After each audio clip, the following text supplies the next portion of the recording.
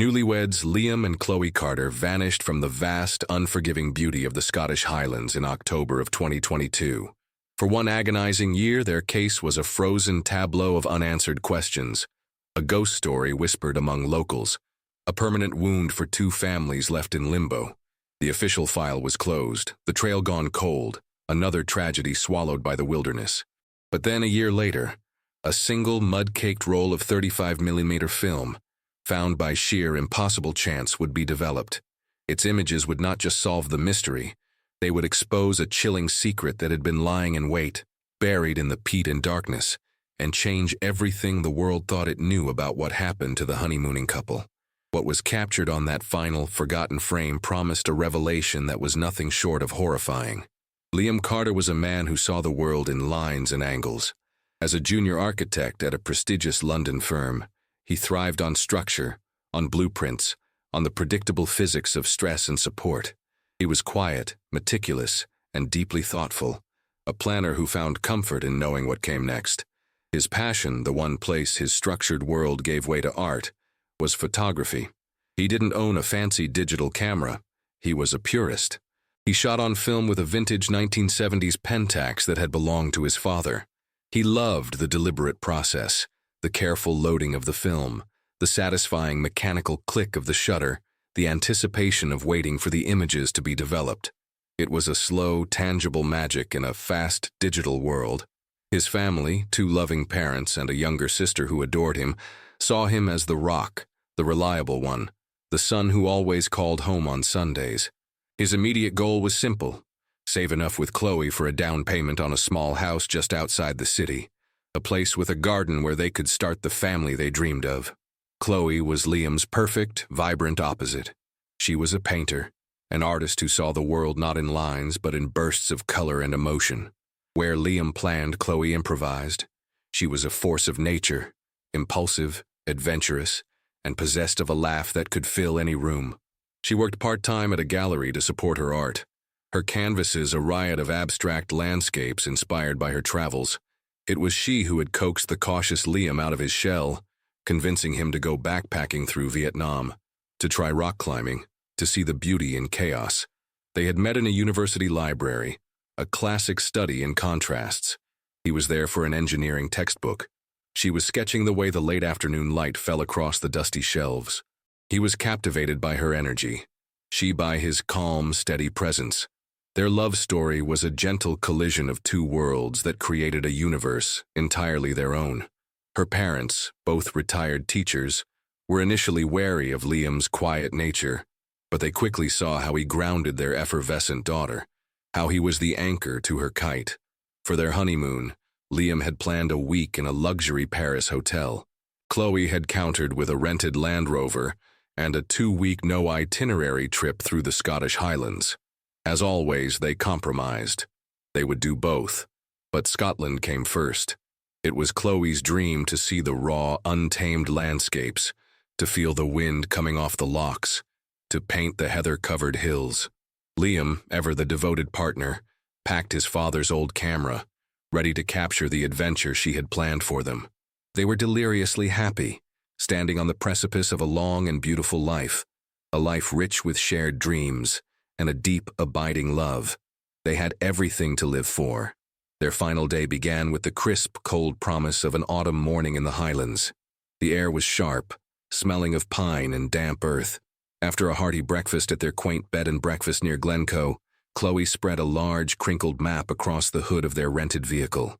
Her finger traced a path away from the well-trodden tourist trails, pointing to a remote loch nestled deep within a state forest, a place marked only by a faint, dotted line.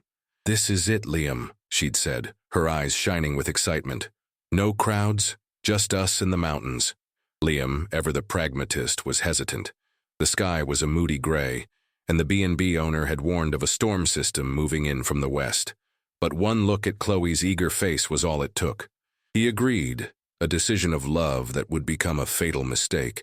Along a narrow, winding road, they pulled over to ask for directions from a grizzled man mending a fence. He introduced himself as Angus, a local groundskeeper. His demeanor was curt, almost hostile. When they showed him the spot on their map, he grunted, pointing them down a barely visible track. "It's boggy out there," he'd warned, his voice a low rumble. "Easy to get turned around. Stick to the high ground." It was advice that seemed helpful, but was laced with a chilling subtext they couldn't possibly have understood. They thanked him and drove on, unaware that his eyes followed them until their car was out of sight. They parked where the track became impassable and started their hike. Liam was in his element, the click of his Pentax a steady rhythm against the sound of their footsteps. He photographed Chloe as she balanced on a fallen log, the wind whipping her hair. He captured the dramatic, sweeping vistas of the valley below. The hike was more challenging than they'd anticipated. The ground was marshy, and several times they had to retrace their steps. The sense of isolation was absolute. As the afternoon wore on, the clouds thickened, and a cold drizzle began to fall. They finally reached the secluded loch, a mirror of dark, still water surrounded by stark, silent hills. It was breathtakingly beautiful, but also deeply unnerving. They were utterly alone. Or so they thought. As Liam framed a final shot of Chloe standing at the water's edge, he lowered his camera. He felt a prickling sensation on the back of his neck, the feeling of being watched. What happened next would remain a mystery for an entire year, leaving behind only questions and a silence as profound as the landscape itself. The first sign that something was wrong came 2 days later. Liam and Chloe failed to check out of their B&B. The owner, a kindly woman named Elspeth, wasn't immediately alarmed. It was common for adventurous tourists to extend their stay in the wilderness, but when a second day passed with no word, a knot of anxiety tightened in her stomach. She remembered their excitement about hiking to the remote Loch Fannich. She called the local constabulary. The initial response was measured. A single police cruiser was dispatched to the area they had mentioned. It didn't take long for the officer to find their rented Land Rover. It was parked awkwardly on the verge of a narrow, single-track road, deep inside the Galloway Forest Park. The scene was eerily sterile. The vehicle was locked. Through the window, the officer could see a half-eaten bag of crisps on the dashboard and a thermos of what was likely tea in the center console. On the passenger seat lay the map, a small, remote lock circled in red ink. There were no signs of a struggle. No broken glass, no blood, no footprints of note on the rain-soaked ground. It looked as if the occupants had simply stepped out for a walk and had been erased from existence. The initial report logged it as a standard case of missing hikers. "Probably got caught in the weather and hunkered down in a bothy," the senior constable told his superiors. "They're young, fit. They'll walk out when the rain stops." This assumption of simple misadventure would shape the entire initial investigation, a critical error that set the search on a path to failure from the very beginning. When the call was made to their families back in London, disbelief quickly curdled into sheer panic. Liam's sister, Sarah, was adamant. "Liam would never be out of contact this long," she insisted, her voice trembling. "He's a planner. He would have a route, a return time. Something is terribly wrong." Her words, full of fear and sibling intuition, were noted, but ultimately dismissed against the backdrop of the vast, indifferent wilderness. The official clock on their disappearance had started ticking, but the vital early hours were already being lost to a fatal sense of complacency. The formal search for Liam and Chloe Carter began with a grim sense of urgency as the third day dawned. It was a multi-agency effort, combining local police, dozens of trained mountain rescue volunteers, and canine units. A command post was set up in a community hall, its walls quickly covered with topographical maps and weather charts. But from the outset, the operation was plagued by a confluence of misfortune and human error. The most formidable adversary was the weather. The storm that had been a distant threat on the day they vanished had arrived with a vengeance. For 48 critical hours, gale-force winds and torrential rain lashed the highlands, making any aerial search impossible and ground searches treacherous. Helicopters were grounded, and the teams that ventured out on foot were battling not just the terrain, but a deluge that turned gentle streams into raging torrents and washed away any potential tracks or scent trails. The dogs, their powerful sense of smell rendered useless by the sheeting rain, returned disheartened. When the weather finally broke, the search area was a clean slate, scrubbed of any clues Liam and Chloe might have left behind. The second major obstacle was misdirection. Investigators interviewed Angus, the groundskeeper who was the last known person to have seen the couple. He was cooperative, if sullen. He confirmed their conversation and their intended destination, but he cleverly, cruelly, steered the focus of the search. Told them to stick to the high ground, the ridge to the east. He lied, pointing on the map to a vast, rocky escarpment on the opposite side of the loch from where he'd actually sent them. It's the safer path. If they got lost, that's where they'd be. His statement, delivered with the convincing authority of a local, was taken as gospel. For 5 grueling days, search teams meticulously combed the eastern ridge. They scoured gullies, peered into crevasses, and navigated treacherous scree slopes, all for nothing. Liam's and Chloe's families had flown to Scotland, their faces etched with a sleepless, hollowed-out fear. They existed in a nightmare state, fueled by lukewarm coffee and the clipped professional updates from the police chief, who seemed increasingly frustrated by their presence. Liam's father, a retired engineer, pleaded with him to widen the search area, to reconsider Angus's statement. It doesn't make sense, he argued, his voice hoarse. Liam would have followed the most direct route on the map, but his pleas were dismissed as the ramblings of a grieving parent. The search was vast, expensive, and dangerous. A volunteer took a bad fall, breaking his leg and requiring a complex rescue that diverted resources for half a day. The teams were exhausted. Morale was plummeting. After 9 days of fruitless searching, with no new leads and immense pressure to allocate resources elsewhere, the official search for Liam and Chloe Carter was called off. They were now officially listed as missing, presumed victims of misadventure, their fate sealed and filed away. For a full year, the mystery of the vanished honeymooners congealed into a piece of grim local folklore. The case went cold with a chilling finality. For the police, it was a closed file, a tragic but ultimately straightforward tale of tourists underestimating the raw power of the Scottish wilderness. For the community, it became a cautionary tale, a ghost story told to visitors. The lay-by where their Land Rover had been found became an unofficial, somber landmark. Hikers would fall silent as they passed it, some leaving small stones or wildflowers on the fence post nearby. The story was given a romantic, tragic name, The Lost Lovers of the Loch. It was a story that obscured the violent reality of what had happened, cloaking it in a mist of myth and speculation.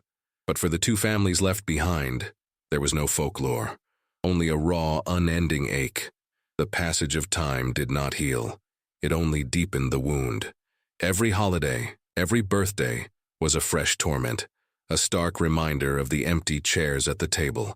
Liam's parents aged visibly, the light in their eyes dimmed by a constant unresolved grief. Chloe's mother couldn't bring herself to take down the paintings in her daughter's old room, leaving it as a perfect, painful shrine. They existed in a torturous limbo, suspended between a sliver of irrational hope and the crushing weight of probable loss. Without bodies, there could be no funeral, no grave to visit, no final punctuation mark to their sorrow. There was only the gnawing, all-consuming question. Where were they? The lack of answers was a unique form of cruelty.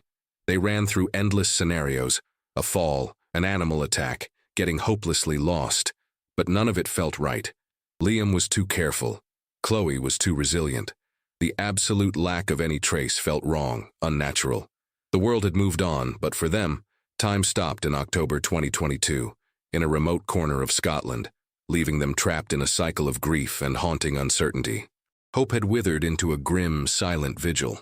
The break in the case came not from a police detective or a new piece of evidence, but from a 15-year-old boy named Finn, and it happened entirely by accident. Finn was a quiet, solitary teenager whose passion was ornithology. On a damp Saturday afternoon, exactly 1 year and 2 weeks after Liam and Chloe disappeared, he was deep in a section of the Galloway Forest Park that was miles away from the official search area. He was tracking a rumor of a nesting site for a rare hen harrier, forcing him to trek through a notoriously boggy and difficult patch of land near a dilapidated, long-abandoned shepherd's bothy. Scrambling up a slick, moss-covered embankment, his foot slipped on a patch of wet clay. He tumbled downwards, his arm plunging elbow-deep into the cold, sucking mud of a peat bog to break his fall.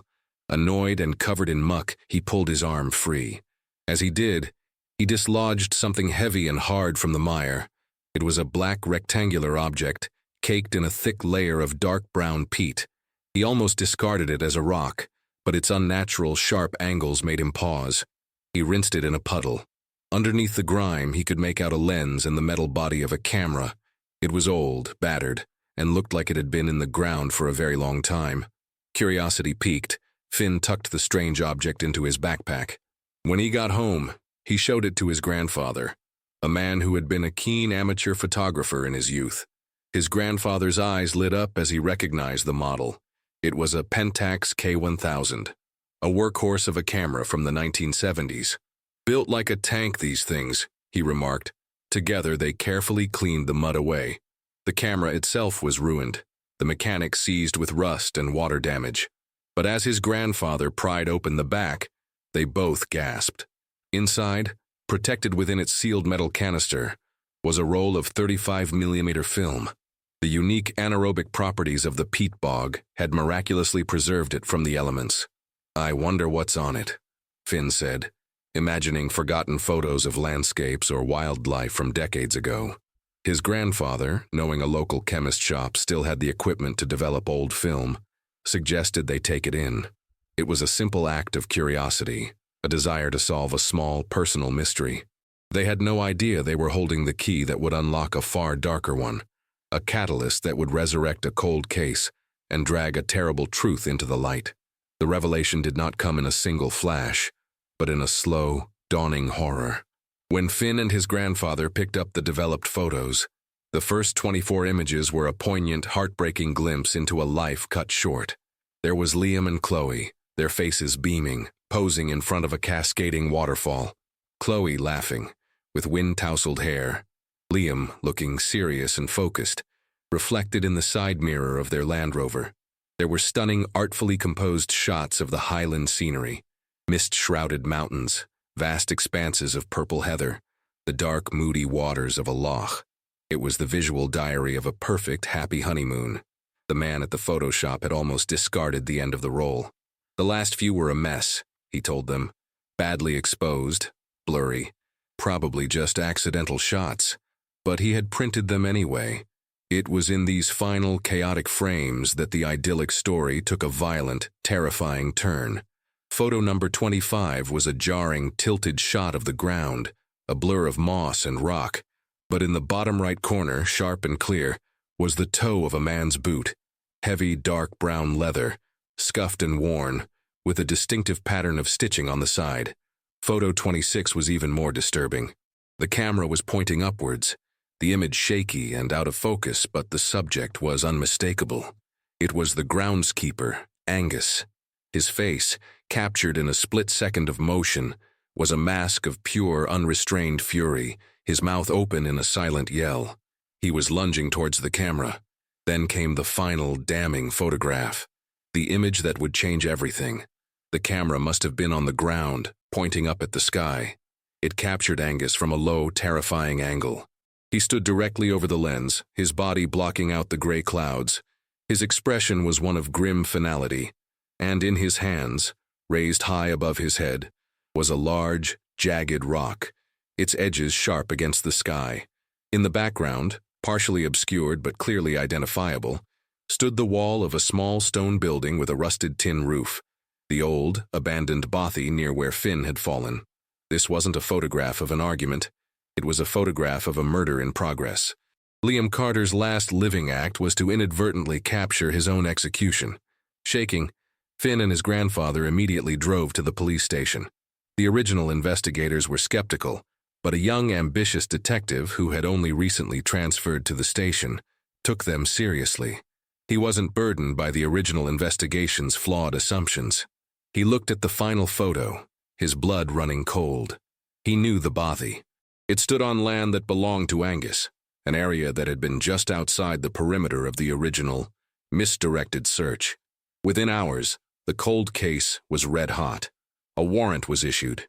This time, there was no small-scale search. A massive police convoy, lights flashing, descended on Angus's remote property. They found him tending his garden, his face a picture of confusion, then dawning fear. The detective approached him calmly. Angus denied everything, sticking to his original story. Then the detective produced the photograph. He held up the grainy image of Angus, rock held high, the bothy in the background. He said nothing, simply letting the image speak for itself. Angus's face went white. His composure shattered, and a low guttural sound escaped his throat. He crumbled. As Angus was taken into custody, a forensic team began excavating the soft earth behind the derelict bothy. It didn't take them long. Less than 3 feet down, they found them. The remains of Liam and Chloe Carter, their terrible secret finally unearthed by the last haunting message from a dead man's camera. In the sterile fluorescent light of an interrogation room, the full, squalid truth spilled out of Angus. The why behind the shocking violence was a story not of passion, but of base criminal greed. For years, Angus had been the linchpin of a small but highly lucrative poaching ring. They didn't hunt deer. They targeted protected birds of prey, golden eagles and peregrine falcons, selling them and their eggs on the black market to wealthy, unscrupulous collectors abroad. It was a cruel, clandestine business that had made him a considerable amount of money. The remote bothy on his land was not just a shepherd's hut.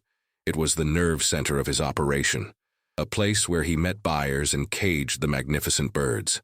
On that fateful October afternoon, Liam and Chloe, guided by Chloe's adventurous spirit and Angus's own misleading directions, had stumbled right into it. Liam, ever the photographer, had been captivated by what he thought was a wild eagle in a crude cage near the bothy. He hadn't understood what he was seeing, but he raised his camera and took a picture, a perfect, incriminating shot of a highly illegal activity. Angus had emerged from the bothy, seen the camera, and panicked. He confronted them, demanding the film. Liam and Chloe, confused and intimidated, refused. The argument escalated quickly. Angus, seeing his entire criminal enterprise and freedom on the line, was consumed by a cold, desperate rage. He shoved Liam, who stumbled backward, dropping his Pentax. The camera, its shutter mechanism still active, hit the ground, its lens pointing upward. As Angus grabbed a heavy rock to silence Chloe, who was screaming, Liam, in a final, desperate act of either defiance or accident, must have triggered the shutter one last time. The camera captured the horrifying final moment. After the murders, Angus dragged their bodies to a pre-dug pit he used for burying animal carcasses behind the bothy. He drove their car miles away and left it, but in his panicked haste he never searched for the camera, assuming it was just a piece of junk lost in the bog.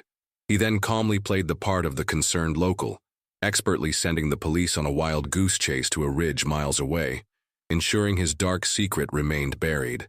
The confession was absolute. The identification of the remains through dental records was a formality, but a necessary one. The news was delivered to the Carter and Thornton families, a brutal, devastating confirmation that shattered the last, thinnest sliver of hope they had clung to for a year. The mystery was solved, but the truth was an agony all its own. The resolution brought not peace, but a different kind of pain. For the families of Liam and Chloe, the confirmation of their deaths was a second bereavement, a fresh wave of grief that was sharper and more terrible than the gnawing uncertainty that had preceded it. Now there were details, images, a narrative of violence that would forever haunt their nightmares. Yet woven into the fabric of this new agony was a profound, almost shameful sense of relief. They finally knew. The limbo was over. They could bring their children home. The two families, once connected only by a happy marriage, were now fused by a shared, unspeakable tragedy. They held a joint memorial service not in a stuffy church, but on a windswept hill in the English countryside that Liam and Chloe had loved to walk. It was a ceremony of tears, of shared memories, of celebrating the vibrant lives that had been stolen. The focus of the story shifted back to the human element, to the small acts of connection in the wake of the horror. Few weeks after the discovery, Finn, the young birdwatcher, met with both families. He was quiet, humbled, and deeply affected by his role in the saga. He felt not like a hero, but like an unwilling messenger of terrible news. He presented them with a small, carefully prepared photo album. It contained all the other pictures from the roll of film, the happy ones, the photos of Liam and Chloe laughing, holding hands, alive and in love on their honeymoon. For the grieving parents, these images were both a treasure and a torment. a perfect encapsulation of everything they had lost, but also a final, beautiful gift from their children. It was a moment of profound, bittersweet connection, a small point of light in an overwhelming darkness. The horror of what happened could never be erased, but the closure, the simple, devastating act of knowing the truth, allowed the long, painful process of real mourning to finally begin. The case of Liam and Chloe Carter left a lasting scar on the quiet landscape of the Scottish Highlands, but it also became a powerful catalyst for change. It stands as a chilling testament to the fragility of life and the terrifying proximity of hidden evil, even in places of great beauty. More profoundly, it is a story about how truth can endure, preserved in silver halide, waiting for a chance alignment of circumstances to bring it to light. Liam's final, inadvertent photograph was a message from the grave, a testament to a photographer's instinct that ultimately delivered a justice that the system had failed to find. His love for the tangible, for the deliberate click of a film camera, became his own elegy and his killer's undoing. In the aftermath, the local constabulary faced intense scrutiny. The case led to a complete overhaul of their missing persons protocols, particularly for incidents in vast remote terrains. The Angus Rule, as it became informally known, now mandates that information from a single witness in a remote area must be independently verified, and that initial search grids must be significantly wider, acknowledging the potential for deliberate misdirection. Angus's confession also led to the complete dismantling of the poaching ring, resulting in several more arrests and prompting new legislation that increased penalties for wildlife crimes in the UK. The legacy of Liam and Chloe is therefore twofold: a deeply personal tragedy for their loved ones, and a public lesson in the fallibility of investigation and the enduring power of a single, captured moment to expose the truth. A honeymoon ended in tragedy, but a love for photography and a single roll of film delivered a final haunting justice from beyond the grave. If this story of love, loss, and a long-awaited discovery moved you, please show your support by liking this video, sharing it, and subscribing for more true crime mysteries that should never be forgotten. Tell us in the comments, what part of this chilling discovery shocked you the most?